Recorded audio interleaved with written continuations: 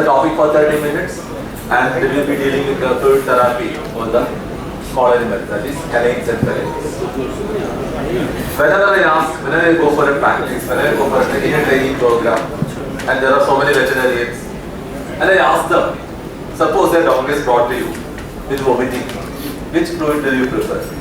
If there are 100 veterinarians, I will get 101 answers. Because for us, fluid therapy means, for one person it is RL, for another person it is DNS. There are persons who are always preferring D5. There are persons who are thinking about mixing equal quantities of D5 and NS and making something together. So there is a lot of variation. So before going into what we should be doing for each case, first for the next 5 or 10 minutes, let us have an idea about what are the fluids and what are they doing when they are given to the body. Okay? So before going for any fluid therapy, you should have idea about 5 things. First thing, the composition and the dosage of the fluid that you are using. The second one, why that dog requires fluids. What is the cause? What made that dog which was brought to you, and what made it require fluids? Third one, is there any urinary output? If there is an oligoreky of dog and you are giving at least even at the minimum of 3 ml per kg, that will kill that dog later. If there is an so you should be knowing whether the dog is having urine output or not, status of the lungs. Any isotonic fluid that you are giving, within 15 minutes, 75% of that fluid will go into the interstitial space. And if there is pneumonia, by the time 45 minutes of fluid therapy is gone, either the animal will start developing howling, neurological signs, or it will start developing nasal discharge, and it will be very difficult for you to bring it back to normal. So you should be knowing, before going for fluid therapy for any dog, let us say megaesophagus, regurgitation. Whenever there is a regurgitation, invariably there is aspiratory pneumonia. Megaesophagus, the dog is dehydrated, definitely, you need fluids. But if you are not checking the fluids, if you are not checking the lungs, and that brings us to another important point, you should be very familiar with the technique of auscultation. Technique of auscultation. And I can see many head shakes, he says, no, that is you should, and luckily there are many sites, like for example, Lichman, they have put up a site in the web where you put on a headphones, you can have a good knowledge of each and every abnormal respiratory sound that is there. Lichman, it is free for all, and you can easily download it also. There are so many sites which tells you how to diagnose the differential sounds. Of course, we were taught that in the college, and of course, like everything else, we have managed to forget it also. So, think of having a good knowledge about the auscultation before going for the fluid therapy and the blood parameters. Now, before going to the fluid therapy, just 1 minute on the normal body. So, you can see here that the body has 3 compartments: the intravascular, the interstitial, and the intracellular. Whenever a dog is brought to you with dehydration, the fluid from the interstitial place has gone, it has become depleted. Very rarely the intracellular fluid also.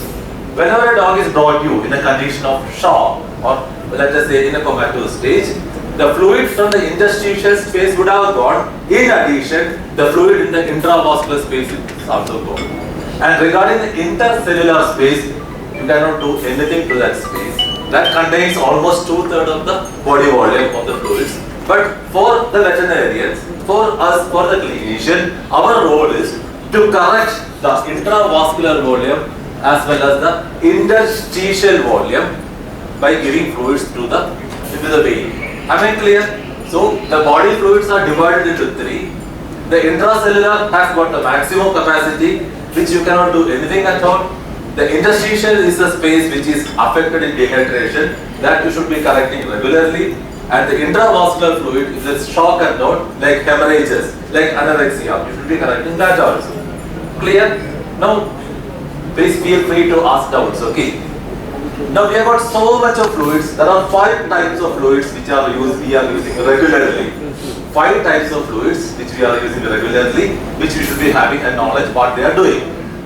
So, think of the first fluid, 5% dextrose, contains 5% means anything in percentage, you divide by 10, multiply by 10, you get milligram per ml. So 5% dextrose, 50 milligram per ml, doesn't have much energy. You can see that only 225 kilocalories of energy per liter. That is peanuts for a dog of even 10 kg. So your dextrose is not going to correct any hypoglycemia. It is only going to correct the fluid volume. So what is it going to do when you are giving for the IV? So imagine this is the one that I told you. So you are giving dextrose first, D5.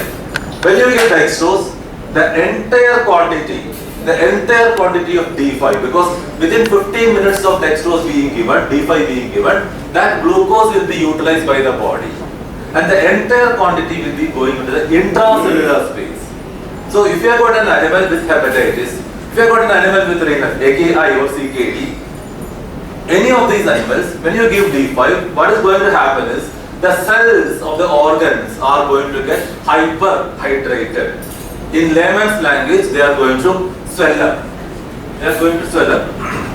So, whenever you think of dextrose, think that it is not going to correct, it is not going to go into the interstitial space. So, it is not going to correct dehydration.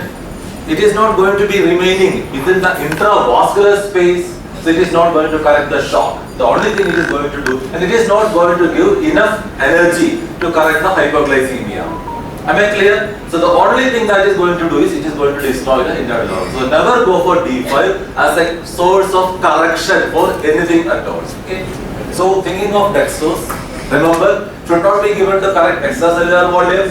Should not be, since there is water movement out of the cells, should not be given for any hydration issues. Should not be given as a sole intravenous fluid for maintenance. Suppose you have got an inpatient, it is not taking food.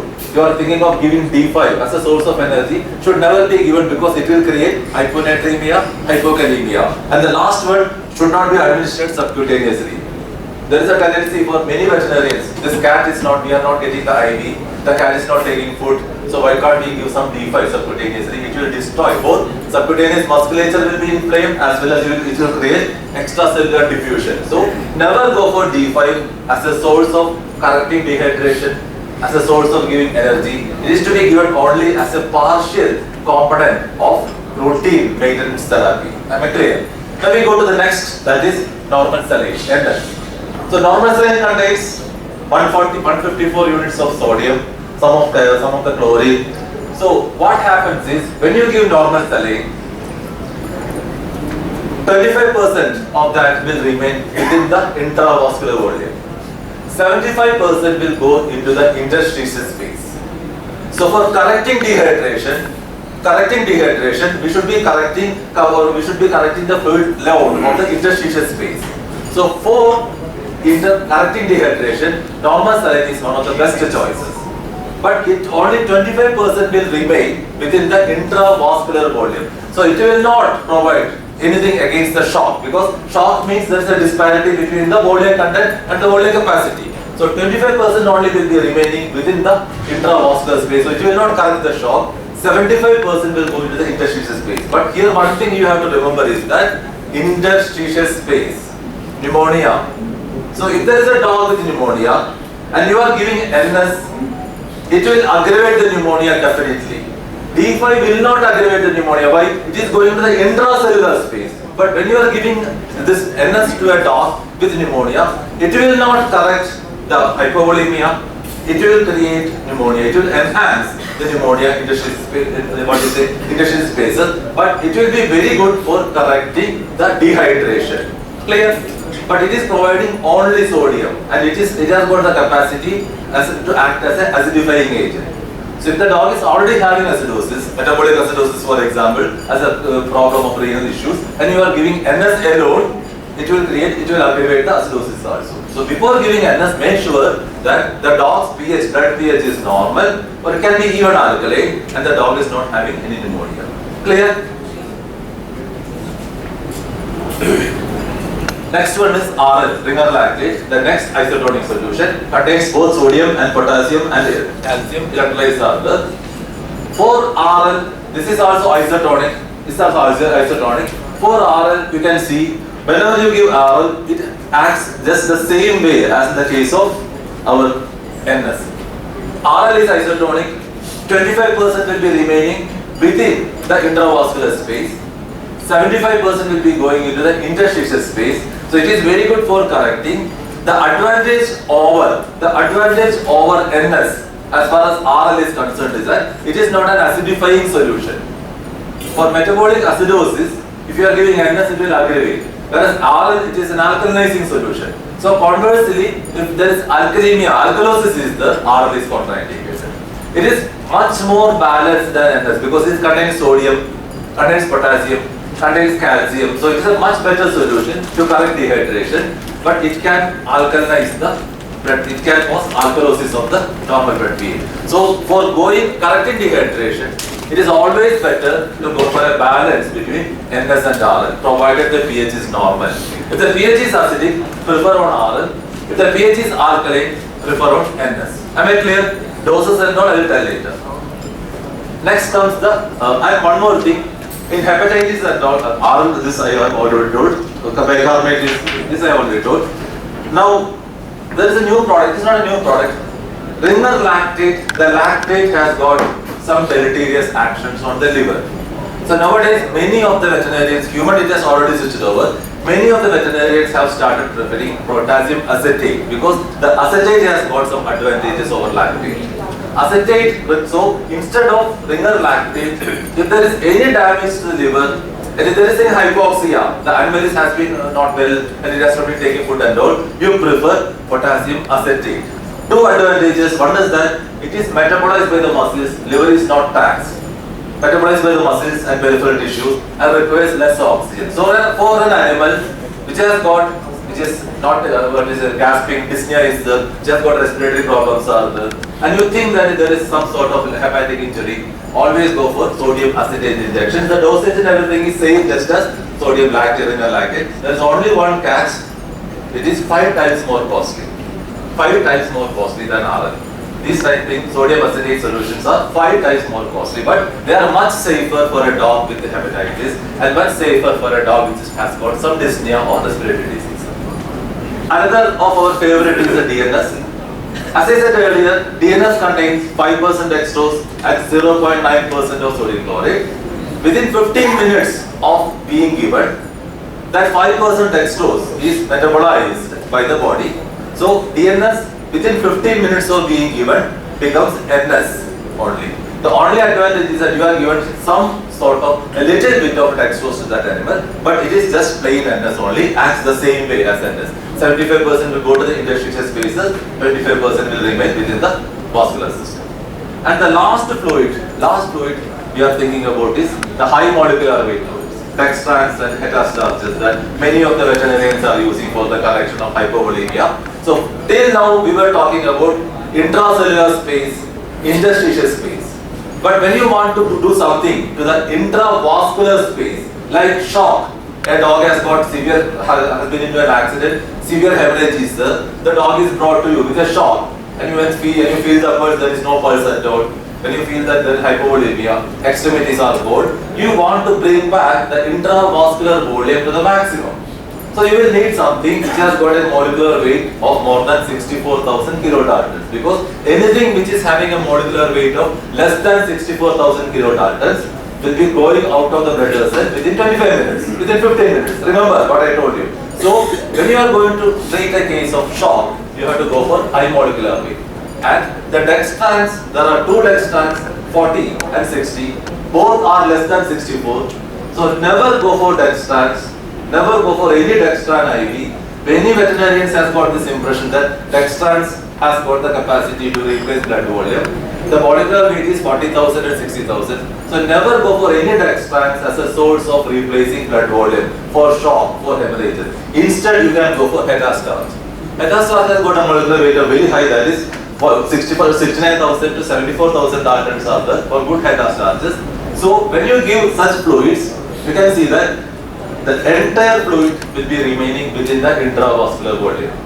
So for prevention or control of shock, an animal that is brought to you in a shock condition, unconscious, comatose, extremities are cold to touch, and there is no pulse, go for this. But of course, there is a high maximum permitted dose for this. Beyond that, you cannot go for. So I will tell you what it is later. So these 5 are the fluids: NS, D5, DNS, RL, and high molecular weight, etc. Now we will go to the conditions, each one condition. So dextrans, these are the ones available. Modivan is the human one, which is highly effective, and the other one is Plasma, which we are getting authorities. Two complications are there for dextrans.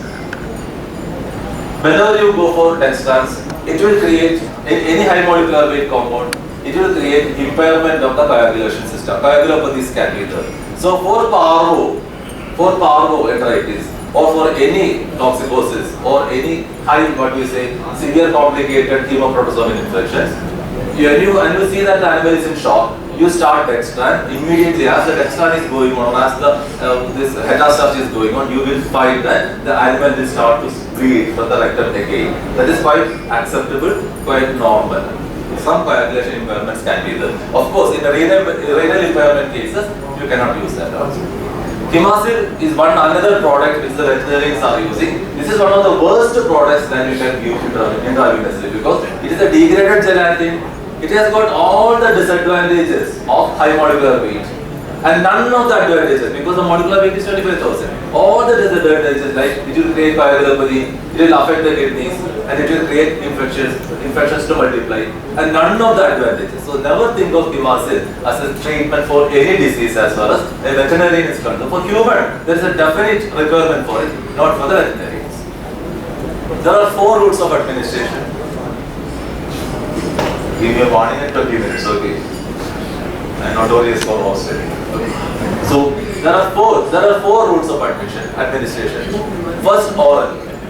If there is no function in the GI system, if the GI system is not functional, what I mean is there is vomiting and diarrhea, you can never replace or you can never compromise for dehydration through the oral route. Instead, you will be worsening it. You put 10 ml inside, 20 ml will come out. So, for a dog which is having non-functional GI system, that means vomiting and diarrhea, never prefer for any oral route, which is only going to worsen the condition. Subcutaneous can never replace the fluids that is already lost. It can act as a depot for the further losses. You cannot replace dehydration because of the vasoconstriction. You cannot replace dehydration using subcutaneous route. So never go for subcutaneous if the animal is dehydrated. But of course you can give subcutaneous so that the further losses are compromised. The animal is an inpatient, you are expecting it to vomit and have diarrhea again, you give subcutaneous. Definitely it will have a very good effect. Intravenous is the best route. Intraosseous is the #1 route, especially for puppies where you cannot get. The technique is simple. You can just go to YouTube. There are so many sites which describe that. Technique is very simple. Absorption is even more than intravenous. Large volumes can be given. There is only one catch. It is excruciatingly painful. Excruciatingly painful for the pup. But it is effective. Definitely effective. Less risky. Now, first we are thinking of dehydration. An animal is brought to you with severe gastroenteritis, dehydrated. How you are going to correct that? First, you measure the dehydration. There are so many methods to measure the dehydration. You just look at the animal, history of fluid loss, no findings on physical examination, 5% dehydrated. Oral mucous membranes are dry, but there is no panting, 5%, less than 5%. Mild to moderate, decreased skin turgor, you plug the skin up, you release it, it stays, it goes back to normal within 1 to 2 seconds, it is around 7%, 10% moderate to market degree. Most of the animals that are brought to you with the dehydration, in a state of mentation, that is the animal is recognizing the surroundings, the dehydration will be around 6 to 8%. 8% will be the most severe that you will be encountering in the field. Those animals that are brought to you in a comatose condition will be different. But if the animal is brought to you, it can walk or it can put the head down, it can recognize the owner, it will be around 8%. 6, 7 or 8% will be the dehydration that you are facing. One important thing is that dehydration should never be checked by plucking the skin from the shoulder or the dorsum, because fat is a good lubricant. So any obese animal or even a moderately good score animal, there will be some sort of subcutaneous fat under the skin. You are pulling up the skin, releasing it, it will go immediately. Even though the animal is dehydrated, because of the lubricating effect of the fat, that your diagnosis would be so you could miss the diagnosis. So always go for the skin over the skeleton, over the skull, or immediately above the neck for pulling it up and seeing the dehydration, assessing the dehydration. Never go for pulling the skin of the dorsum area and thinking that this is 5% or 10% dehydration. Now, an animal is brought to you with dehydration. You have estimated the dehydration to be some percent. Now we are going to give fluids. So there are three methods of giving fluids. The first one is three requirements for the animal. First one, the animal requires you to replace the fluid that is lost. Animal is dehydrated. You have to correct it. It is calculated by a formula, that is percentage dehydration into kilogram body weight. Percentage dehydration into kilogram body. Suppose the animal is having 10 kilogram body weight. You have assessed the percentage dehydration to be 7. So 10 into 7 by 100. So that is 70 by 100. That is 0.7. That many milliliters of fluid you should be giving to that animal within 24 hours to correct the dehydration. Am I clear? So the animal, multiply the percentage dehydration with the body weight, and that you will be getting a result in liters. So 10 body weight, 10 kilogram into 7% dehydration, 10 into 7 by 100. So that is 70 by 100, 0.7. That is 0.7. 700 ml of fluid should be given to that animal within the next 24 hours. Within the next 24 hours. Next one, ongoing losses. The animal is still having diarrhea, still having vomiting. So it may be losing some sort of fluid.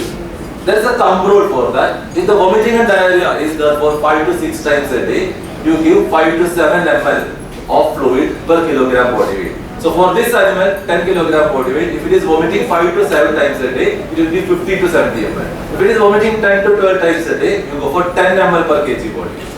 So that is the second one. So initially we have calculated that 700 ml to correct the dehydration. Ongoing losses, it is vomiting 5 to 6 times, so 50 to 60 ml. So 700 plus 60 has become 760 ml. So this is what you will require to correct the dehydration as well as to compensate for the further losses in the next 24 hours. Now there is a third one, that is a maintenance dose. If the animal was normal, it will be consuming 50 to 60 ml of fluid per day. 50 to 60 ml of fluid per day per kilogram body weight. So for this 10 kg animal, you will require 500 ml because 50 to 60. So 10 kilogram body weight, 50 ml per kg, 500 ml for the next 24 hours. Am I clear? So dehydration correction 700 ml, compensating ongoing losses 70 ml, and for the normal metabolism activity, the animal would be taking 50 ml, but now it is not taking, but it is sick. But you will need to put that much fluid. The other fluid was for the correction that has already happened.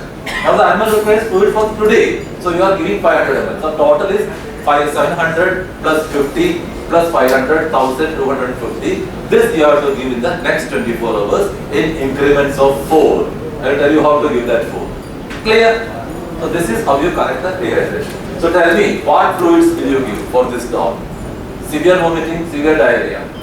What fluids? Can you give D5? No. You cannot give D5. Can you give DNS? Can be given. Some sort of NS, RL. Can you go for high molecular weight? Not if the animal is still active and alert. But if the animal is having hypothermia and all, you have to go for high molecular weight to some lesser degree, some less content. I will tell you how much. Now, you check any animal that is brought to you. For one example, I will give you a 6-month-old, 25 kg, unvaccinated Rottweiler is presented to you with a severe diarrhea, vomiting, and all those things. 10% dehydration. What is the first thing that you should do? It is having vomiting, it is having diarrhea. First, you auscultate.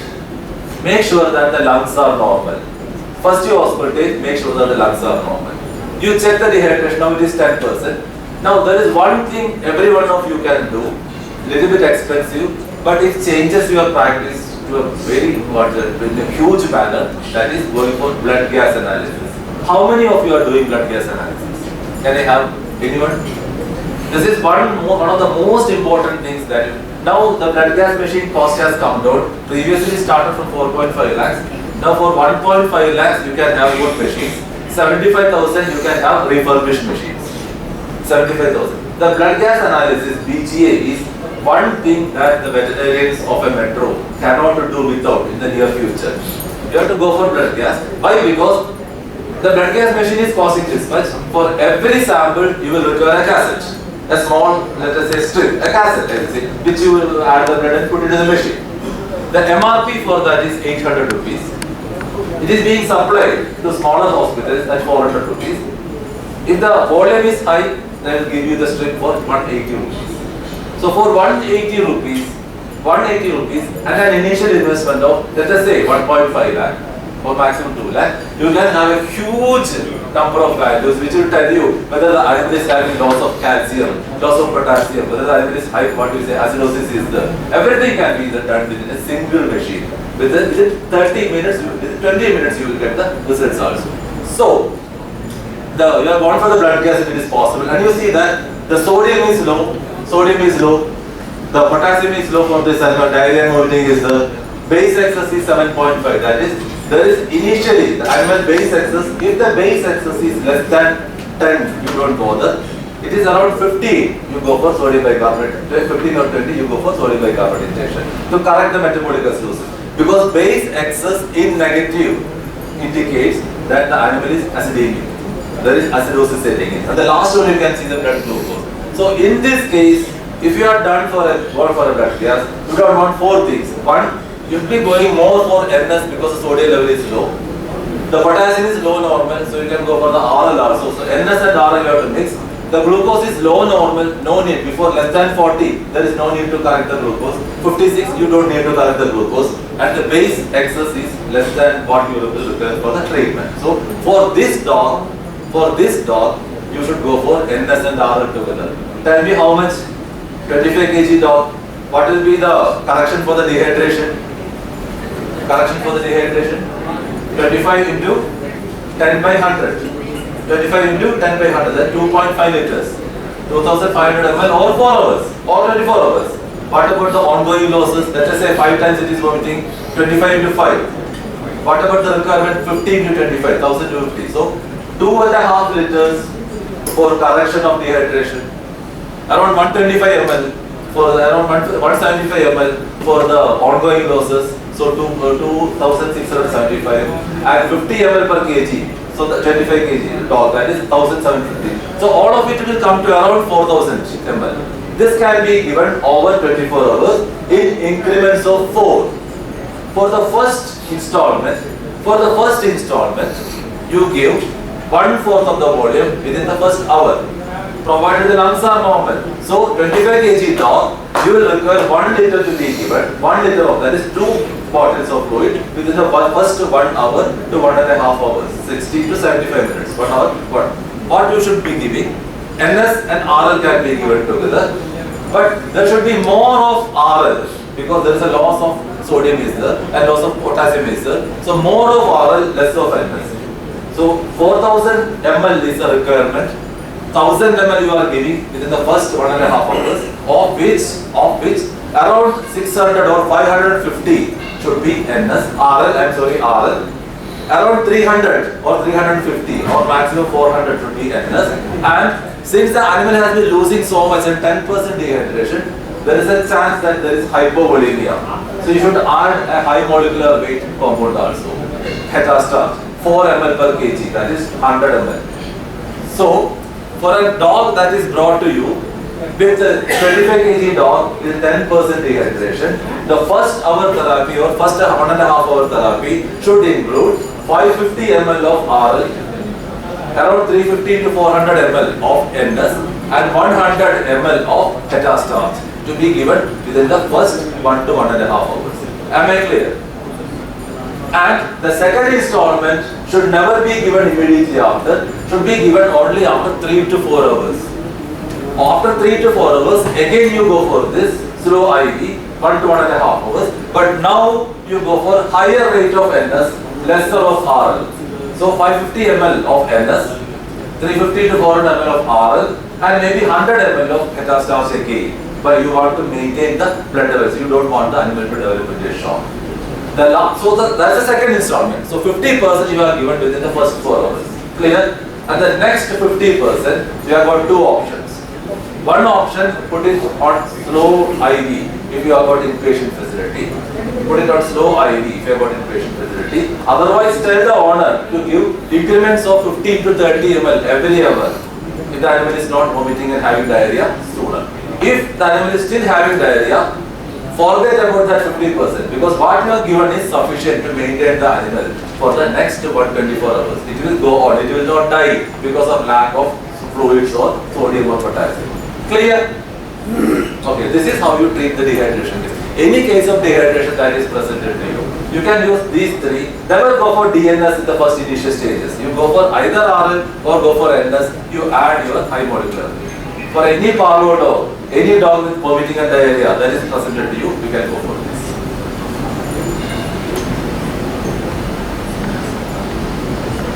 Now, suppose a dog is brought to you. You have seen such case. Any doubts? You can ask after. Suppose a dog is brought to you. The dog is comatose. The owner is telling it was active till yesterday, day before yesterday.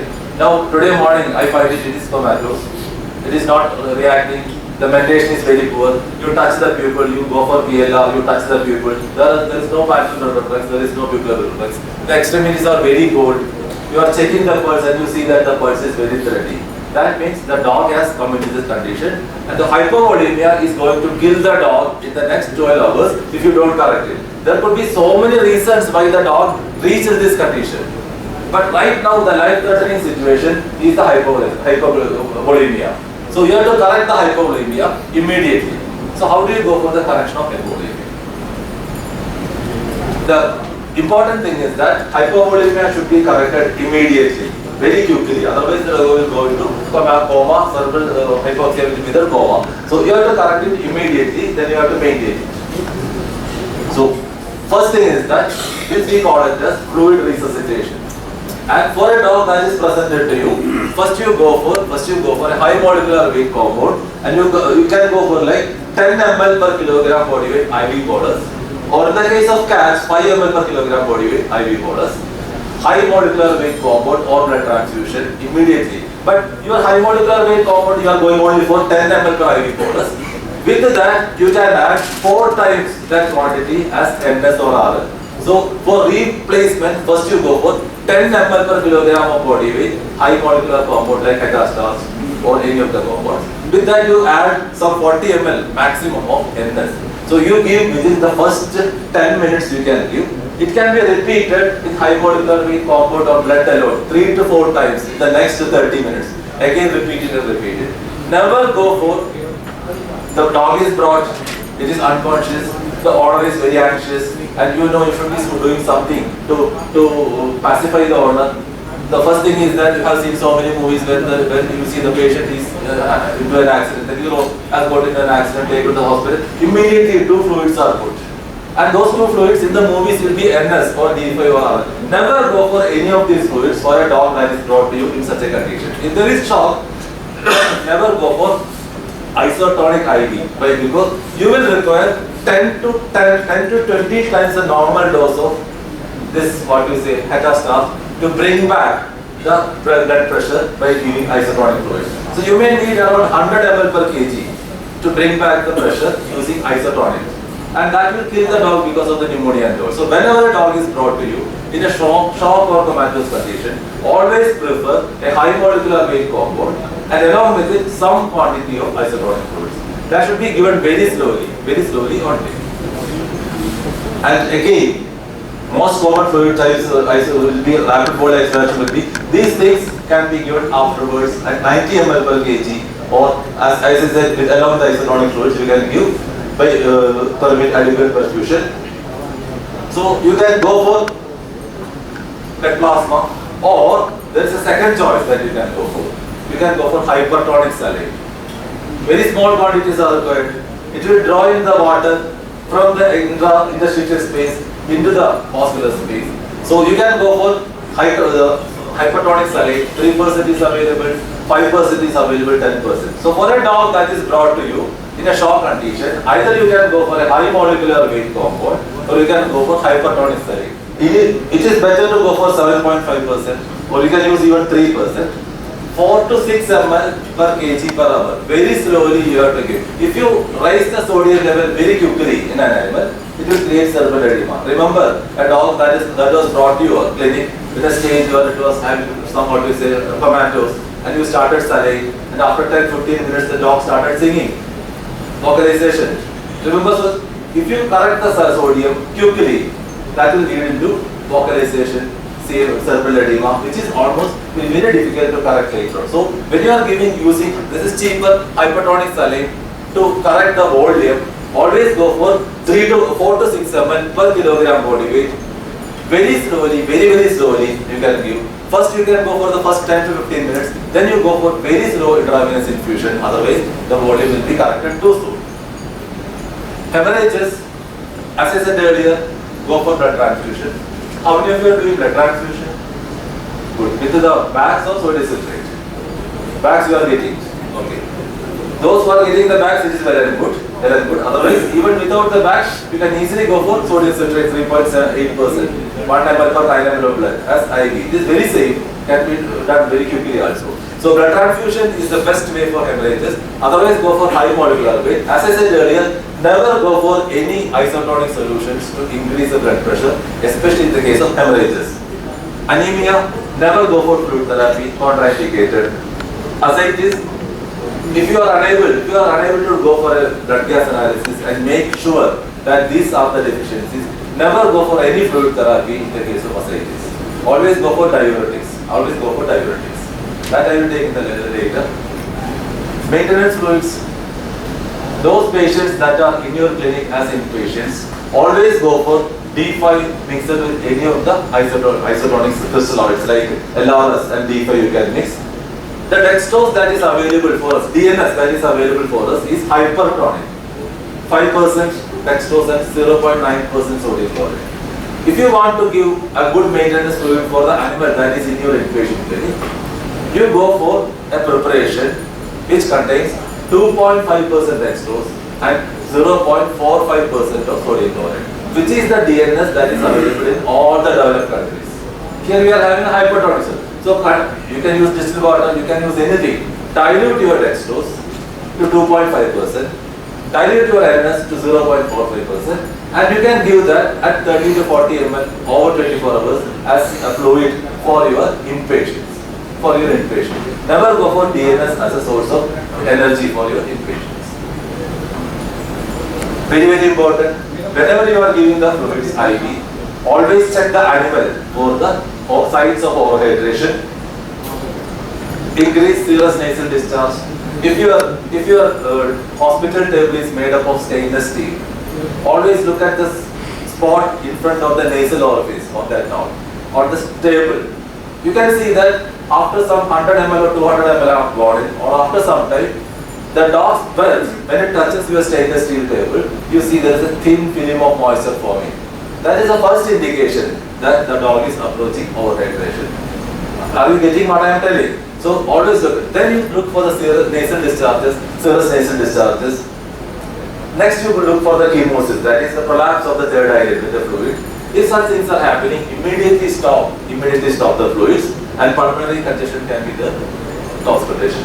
So you can see the nasal discharge is coming, chemosis is there, you can see the chemosis there, and of course. Now we go think of hypoglycemia. A dog is brought to you with convulsions, paddling movements, vocalization. It has not been taking food for the past 2 or 3 days. There is a very good chance for it to develop hypoglycemia. If you have got the facility, check for the glucose. And if the glucose level is less than 40 milligram per deciliter, you need to correct the hypoglycemia first. Otherwise, hypoxia will progress into coma and death. So if the level is less than 40 milligram, you have to correct the hypoglycemia, and you can get altered medications. You will not believe how many cases you could bring back to normal just by administration of glucose, because the owner will be telling for the past 3 days it has not been taking food.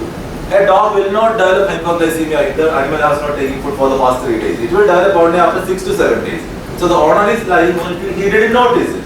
So if you check the glucose and you find that the glucose is 20 milligram per deciliter, and you start giving dextrose, within 10 to 15 minutes you can see the improvement, especially in the case of kittens. So many kittens you will be getting.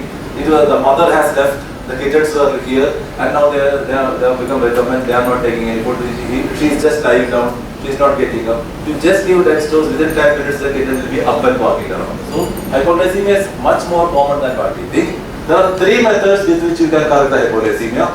50% dextrose can be diluted, or you can purchase 25% dextrose. 1:2 dilution. Otherwise, even if a drop of it goes into the subcutaneous space, it will create cellulitis and phlebitis. So, hypoglycemia, 50% dextrose diluted into 1:2 or 25% dextrose you can use. And you can also administer the milk into a 2.5 to 5% dextrose for very small dogs and can be given as an IV. And you have to continuously check the glucose level every hour to make sure that it is not developing into hyperglycemia, which can lead to end-stage terminal kidney failure. Or there is a new product in the market which is extremely effective, costly, extremely effective, human glucagon injection 50 nanograms per kilogram body weight. 600 to 700 rupees is the cost. Within 10 minutes, the blood level becomes normal, the animals react. There is no need to go for the IV things and all. You can just give any route, subcutaneous can be given, IM can be given, IV can be given.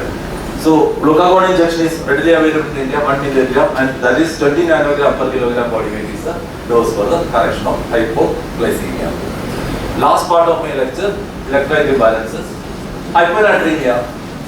Any dog that is presented to you, somebody is telling that for the past 7 or 8 days, it has not, for the past 1 month, it has not been taking food normally, that has become recumbent, or for the past 3 days, it is having very severe diarrhea and vomiting. So any dog that is presented to you with such signs, you should check the sodium.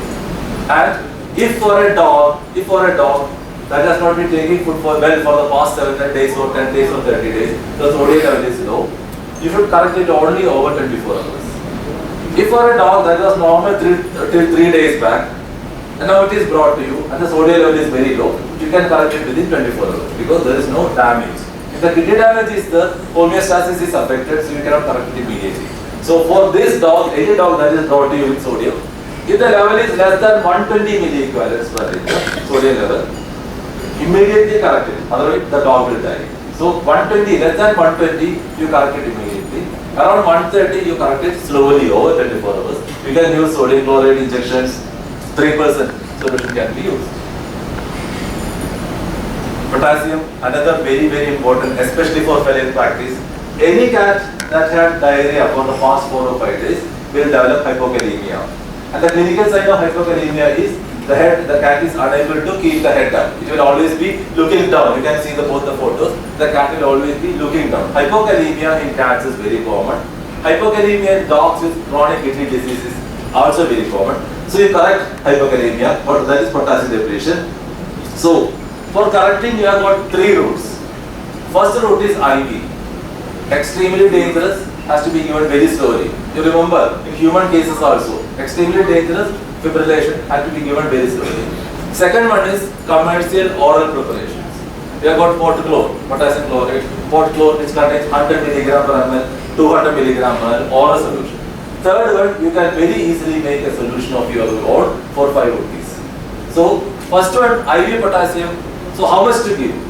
The important thing is that if you are able to check for potassium with your blood gas analysis or anything, and you find that there is a deficit, 1 milliequivalent per kilogram per body weight is the quantity to be given over 24 hours. So, how do you know milliequivalents? Potassium is available as 2 solutions, IV, 7.5% solution, 15% solution. 7.5% solution, 1 ml contains 1 milliequivalent. 15% solution, 1 ml contains 2 milliequivalents. So, if a cat is brought or a dog is brought with hypokalemia, you want to elevate the potassium level, you can go for 7.5% solution to be diluted 20 times, 20 to 25 times with NS, 20 to 25 times with NS, and given very slow IV over 1 to 2 hours or 2 to 3 hours. This is how you give IV potassium. And tell the owner initially, risky affair, anything can happen. That is how you give. Otherwise, you go for oral. As I said earlier, 7.5%, 1 milliequivalent, which is 1 milliequivalent. So, percentage you multiply by 10. 75 milligrams is 1 milliequivalent. So, our potassium chloride, Portclor, or anything contains either 100 milligram or 200 milligram. So, 100 milligram is 1.4 milliequivalents per ml. 200 is double, 2.8. So, your dog is 20 kg body weight. The deficit is 1 milliequivalent. You want to give 20 milliequivalents to that dog. Calculate how much you should be giving, 6 or 7 ml. to be given, half morning, half evening for the next 3 to 4 days. Potassium. If there is very severe, like 2 milliequivalents deficit, you can easily calculate. So that has to be corrected within the 24 hours as given twice a day. Or you can purchase a bottle of potassium chloride, cost 125 rupees for 125 grams, 1 gram per 1 rupee per gram. You can take 1 gram, mix that into 13 ml of water, 1 gram potassium chloride, mix it into 13 ml of water. So that is a 7.5% solution. Very easy, it will stay for a long time, and if you want, you can add a flavor also. It is as good as your commercial pot chloride, which costs 100 rupees for that small bottle. So you can make it in your own lab, potassium chloride, 1 gram in 13 ml of water, that is 7.5% solution. Clear? Hyperkalemia, very rarely you will get, but hyperkalemia you can correct by 2 ways. One, you go for sodium bicarbonate injection, soda bicarbonate injection, or you give dextrose immediately followed by insulin at 0.5 to 1 unit per kilogram body weight. You can correct hyperkalemia, very rare in our conditions. So with that, time is up. Over? Okay. So with that we come to the first part of fluid therapy. 2 things, because I got 2 more classes. Was I too fast? Am I too fast? Okay. Otherwise I let it slow down. Sometimes I get the impression that I am too fast. So many people are looking here and there. Did you get the thing? Any doubts? Please. Sodium bicarbonate. Okay. If you want to give for potassium depletion and all, you go for something. If you want to correct the metabolic acidosis, there is a dosage. Body weight is 0.3 kilogram body weight, but that will come in the next class. Kilogram body weight into 0.3 into the base deficit. For example, I will tell you. A 10 kg body dog is 10 kilogram body weight dog is brought to you, and the base deficit is 20. Okay. So now you are going to correct the potassium. Base deficit is 20 means 20 into 0.3. 20 into 0.3 into kilogram body weight. That much you should be giving. 10, so it's a 20 kg body weight, 10 kilogram body weight, 10 into 20 into 0.3. Okay, 10 into 20 into 0.3, that is 200 into 0.3, that is 60. Did you get it? Body weight into 0.3 into the base deficit. Base deficit is 20, body weight is 10. 10 into 20 into 0.3. So that is 10 into 20, 200 into 0.3, that is 60. So 60 milliequivalents you have to give within the next 24 hours. So you take 1/3 of that, 20 milliequivalents you give first. How do you give it? Potassium, soda bicarbonate is available as 7.5% solution or 8.5% solution. 7.5% solution is 0.8 milliequivalents per ml. 8.5 is 0.9 or let us say 1 milliequivalent approximately. So you need 20 milliequivalents. Clear? 20 milliequivalents, you are taking 7.5% solution. So you need around 25 ml. 25 ml of 7.5% soda bicarbonate diluted 4 times because you want to make it into 1.8%, that is isotonic. Diluted 4 times with NS and given slow IV over 30 minutes. Clear? Then ideally you should check the potassium sodium level again. If it is still low, you could continue after 3 hours.